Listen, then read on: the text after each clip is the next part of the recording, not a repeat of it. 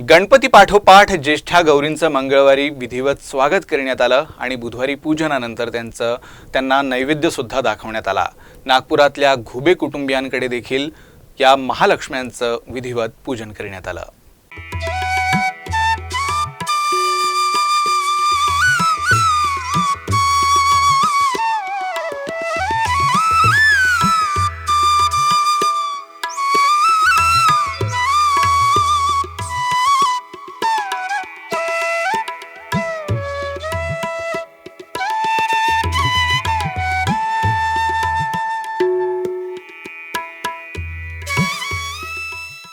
भाद्रपद शुद्ध पक्षाच्या ज्येष्ठ नक्षत्रावर गौरींचं पूजन केलं जातं।